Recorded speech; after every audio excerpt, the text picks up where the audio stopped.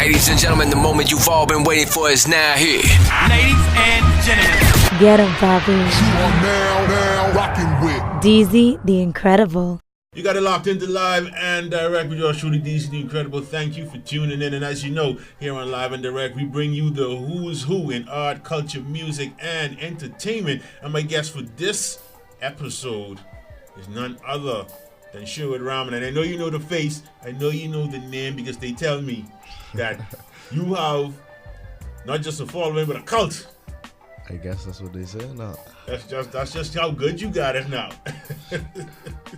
Might be artist, but you could be like a religious leader. Like iconic. So, where did Sherwood Rahming get his start in this industry?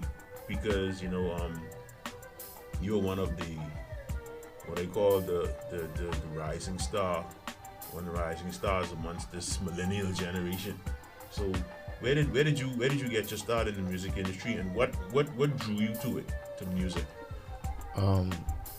What drew me to music was really just wanting to have an avenue to express myself. A lot of the frustration that I kind of was facing in my earlier adult years, still early adult, but like fresh out of high school, figuring out how I could get some money, working garbage jobs and stuff. It's just like, all this is trash. And I just needed a lane to get that thought out and kind of get all that negativity out of me mostly. So I always was into poetry, so I would write every now and again, but really wanted to put them to music, like beats and stuff. Wasn't into buying beats, so I make my own because I needed to have it be custom for me. So I learned production, save money from going to COB at the time, I should say. Was on a scholarship and holding on some of the money my daddy was giving me for school fee. Investing it back into music and stuff, buying computers, equipment, all that good stuff, and just putting everything I could around me to make sure I could make music for myself. Okay, so even before you discovered the field of artistry, you were always a musician. You could always play. No, before that, no, never picked up no guitar, no piano, nothing like that. Like I say, it was just really poetry. In high school, I never imagined I'd been into music.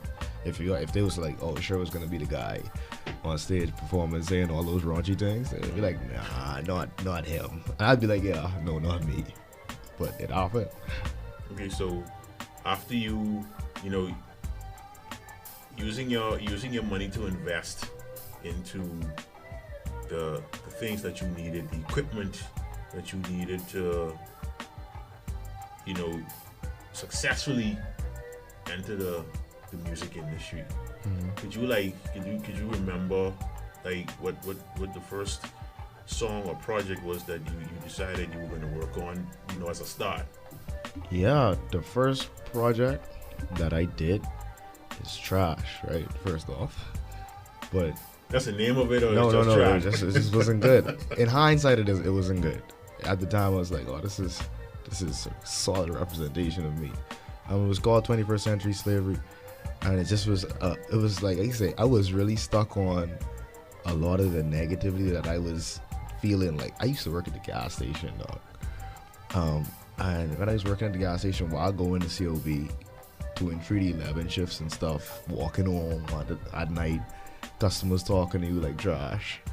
They paying me legit $3 an hour because like part time. Come on now. So all that along with like living with my daddy, and he giving me a lot of flack, like you need to be able to do this, do that, blah blah blah. The whole be a man, tough love type vibe. All that just kind of pushed me into like this idea, this mindset where like everything we do is so cyclical, with these undesirable jobs and these ways of thinking that we just stuck in for whatever reason. And for whatever reason, it came out that project, and that was my first I do music. But I don't think a lot of people heard that, which is good. Okay, so at what point in your career did you did you start to notice like growth? Like, okay, the first thing I did, that was garbage, that was trash, but now I'm starting to hear some different things coming out of my music. I'm starting to feel more confident about it. It's starting to sound better. At what point of your career did you really notice a change and growth? I want to say I put out that very first project in like 2013, like late 2013 or something. The first time I was like I say, at the moment I thought that was pretty good, and there were a couple people that was like, this is pretty good as well. And that's just me not knowing like the potential, what I could have been doing.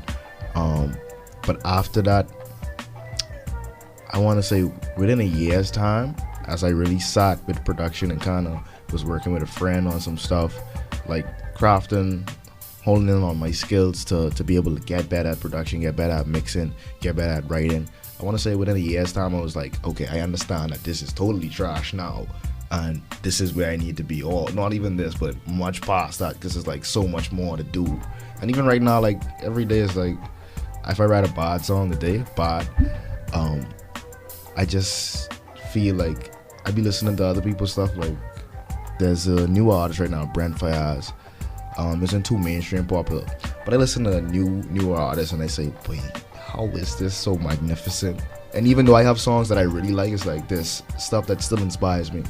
So even today, I understand there's room for growth, but from then to now, it's like a huge difference, of course. Okay, so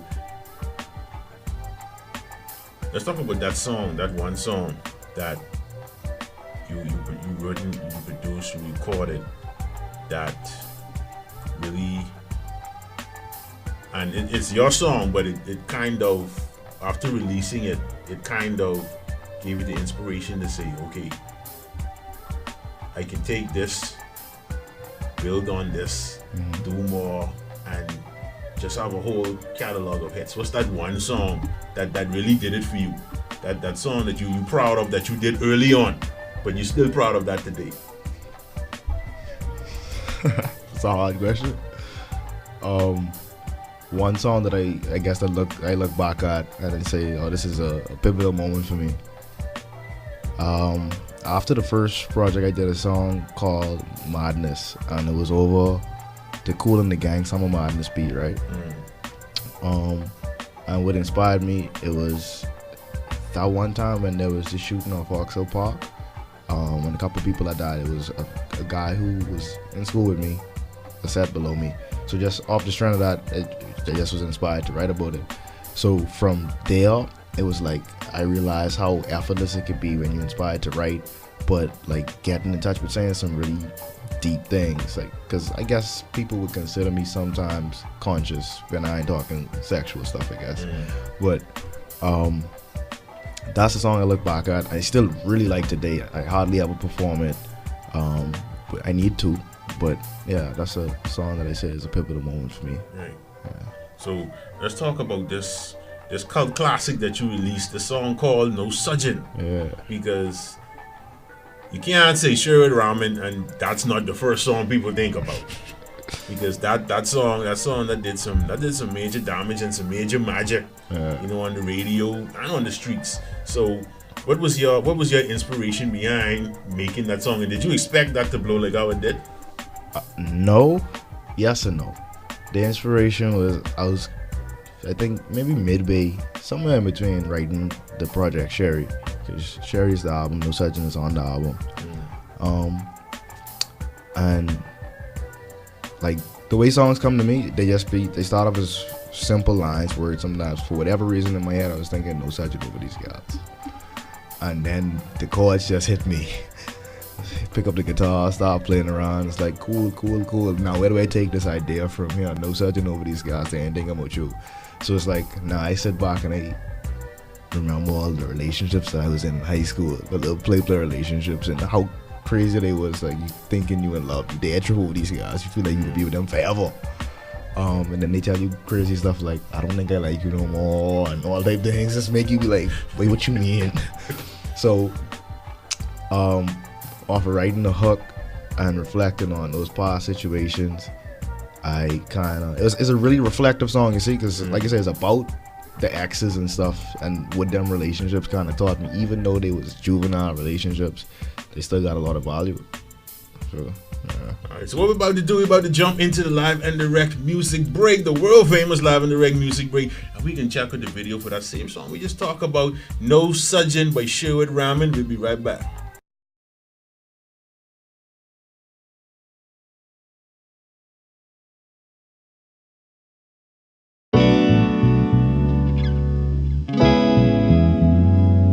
Yeah.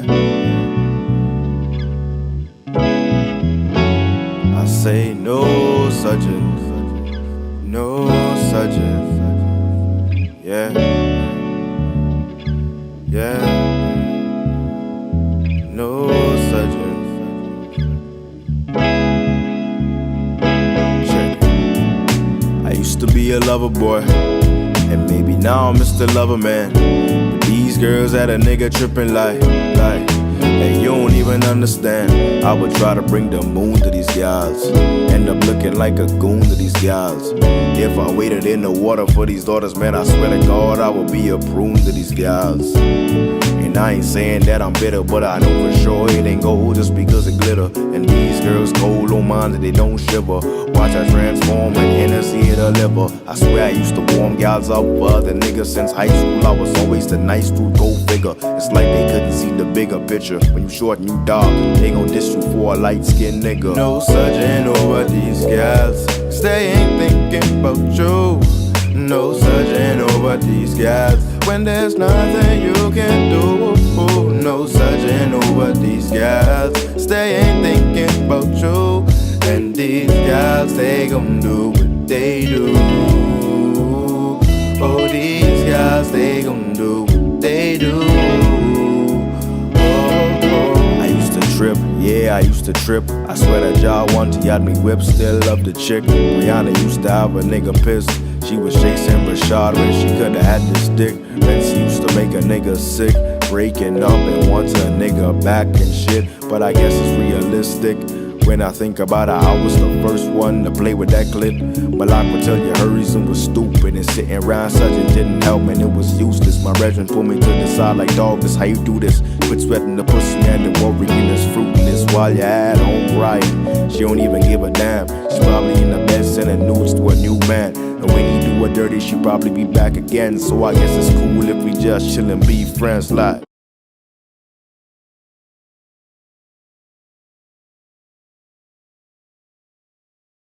But dog, I was in a relationship. My last serious relationship, what I was in, I was the perfect boyfriend, dog. That girl cheat on me, dog. That girl cheat on me.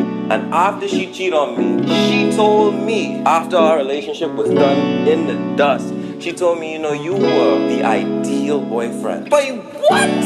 That pussy don't stop popping. It just ain't popping for you. That pussy don't stop popping. It just ain't popping for you. That pussy don't stop popping. It just ain't popping for you. That pussy don't stop popping. It just ain't popping for you. No sudgin' over these gals, 'cause they ain't thinking about you. No sudgin' over these gals, when there's nothing you can do. No sudgin' over these gals, 'cause they ain't thinking about you. And these gals, they gon' do what they do. Oh, these gals, they gon' do what they do. No sudgin' over these gals, 'cause they ain't thinking about you. No sudgin' over these gals, when there's nothing you can do. No sudgin' over these gals, 'cause they ain't thinking about you. And these gals, they gon' do what they do. Oh, these gals, they gon' do what they do. Welcome back to Live and Direct. We just checked out the video for what I call cult classic music from Sherwood Rahming. That one's called No Sudden. Now, you mentioned earlier that song is on your album Sherry. Yeah. So tell us a little bit, for those that don't know, and I don't know who wouldn't know, but tell them a little bit more about the album Sherry, and you know what they can expect when they actually go and listen to that album. Yeah, so Sherry, No Sudden is like one of the, I guess, theme moments of Sherry. There's a whole project basically about relationships or intimate type scenes. You find yourself with a person, you find yourself liking a person, and going from that space where, like, I want this person ain't really wanting me, to understanding that that's how life is. Sometimes you can find people that like you. When you finally get with somebody, 2 to 1 more people could be after you. There could be moments when there could be that tension, you wanting to do different things that don't exactly follow suit with what this is supposed to be, and how you get past that. So it's a real mature album, actually, but in a very soulful and even like fun way to experience it. It starts off with some spoken word poetry, and then you hear the voice notes kick in with the commentary from guys talking about, you know, how girls ain't really into good guys like that and all that stuff. And then throughout it has this consistent theme of voice notes where other people other than me giving their perspectives on relationships.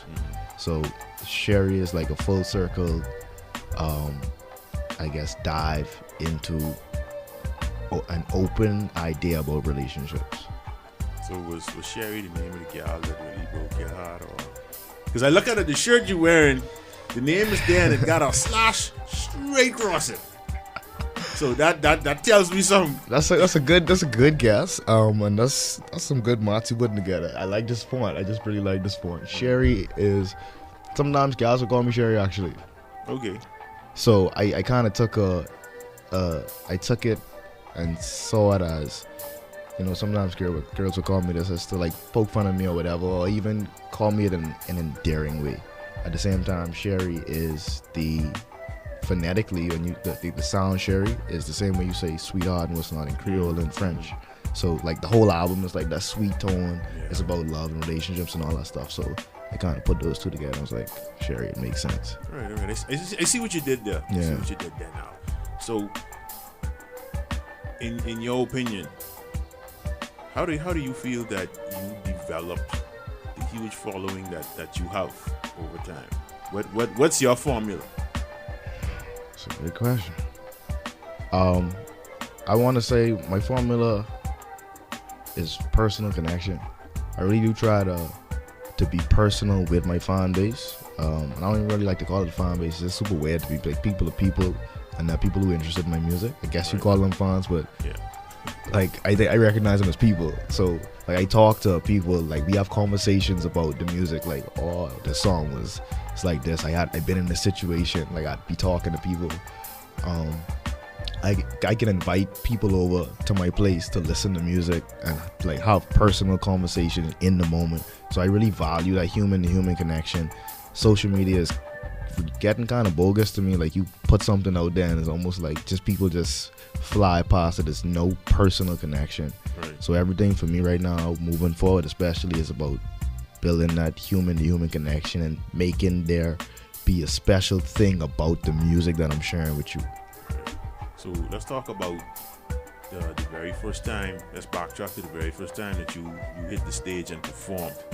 Like you have a clear memory of that time, of that occasion, and like what was it like for you? Because I know that every artist has that first performance that they do, and sometimes it defines a lot of their career.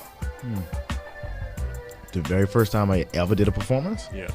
I think that might have been at a talent show thing at UCOB. I'm pretty sure that was actually my first time. So it wasn't like horrible. I can be real. It wasn't horrible. I was super nervous. Sometimes still get nervous, but not really. It was a Toastmasters event. like that the Toastmasters Club has at COB, and there's a good much people there because COB events are free. And I got good feedback on it, but sometimes people be lying, so you never really be sure. Right. But as far as I could gauge, I did pretty decent. I've never really done a bad show. I could be real. For me, by my standards, I've never done a bad show. I do not as good as I would want to do, Right. but objectively, I've never like completely flopped, forgotten a bunch of words, or fell down, all that stuff like that. So what's the? Because I saw a video of you performing at a festival they had here. I think they call it Good Stuff. Yeah. Good Stuff. And you were performing No Sudden, and it was like the crowd was going crazy.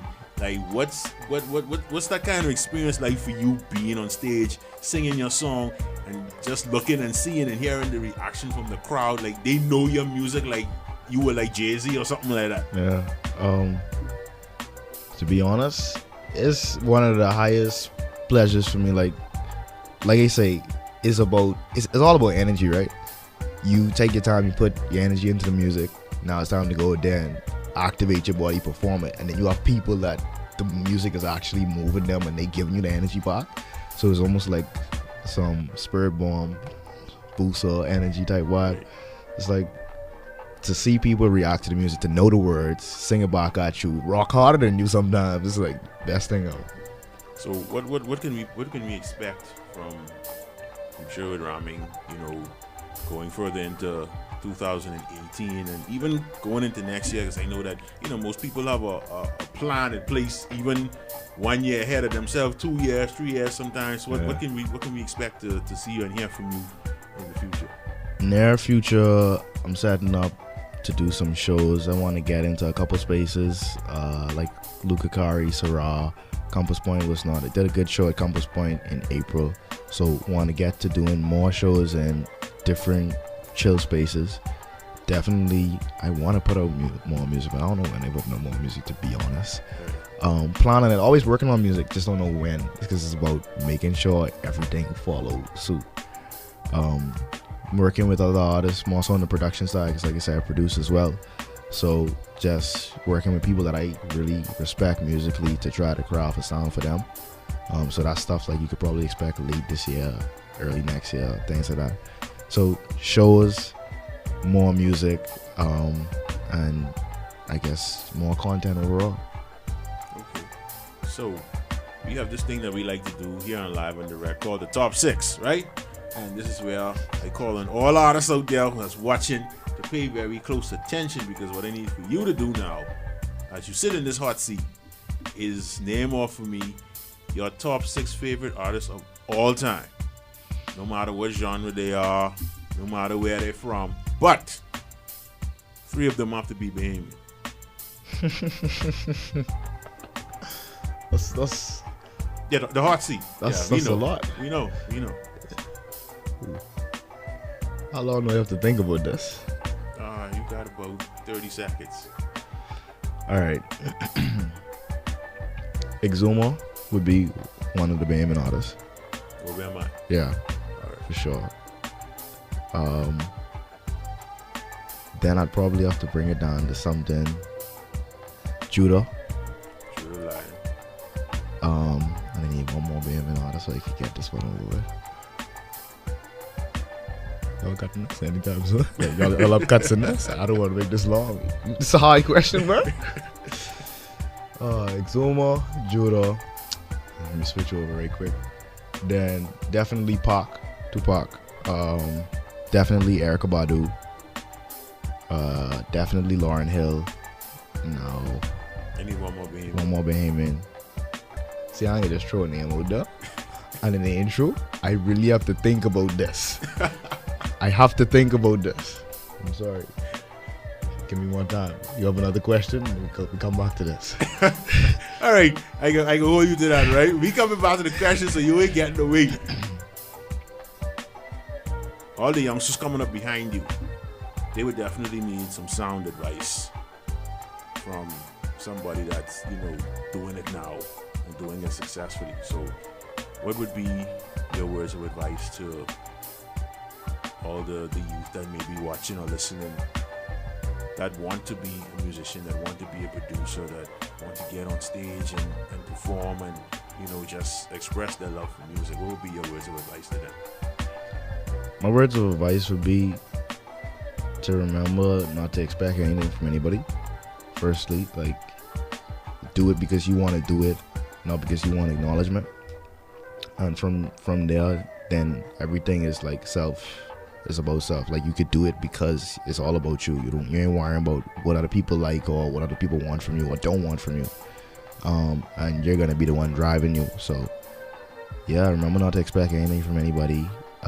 Just motivate yourself as much as possible. Seek motivation from maybe things, not quite people. Don't allow people to be that factor. And just always remember that there's room to grow. Right. So back to that third Bahamian on your top 6 list, right? You started off with Tony McKay, and now I need that third and final Bahamian to go on this, because we have to finish that list before we get out of here. Right. I'd say Ducky, actually. Ducky. Yeah, Ducky. I don't think Ducky ever been not good at rapping. But yeah, man, that's major talent right there. Yeah. Major talent. I've had the opportunity to interview Ducky and, you know, really listen to his music, and so I can see him making that list. Yeah. And out of all the people that I have interviewed, you have taken the longest to give me your top 3 Bahamian artists. So I guess that means that there is a lot of major talent out there in the Bahamas. That's the only thing I can say from that. There's a lot of major talent out there in the Bahamas as far as it comes to music. There is, most certainly. So who would be, if you had a bucket list, right, who would be some Bahamian artists that you would like to work with in the future that you haven't worked with yet? I haven't produced anything for Judah. I've recorded Judah like a couple of times, but I'd like to do some production, like almost executive produce something with Judah.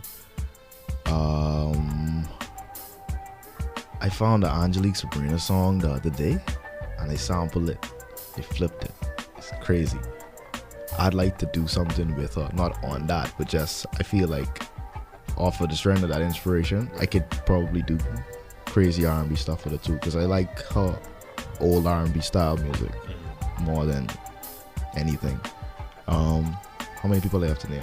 3 again? Yeah, as much as you want. Definitely got to do some work with G as well. So right off the top, that's what I think of. All right. So anybody you wanna shout out before we get up out of here?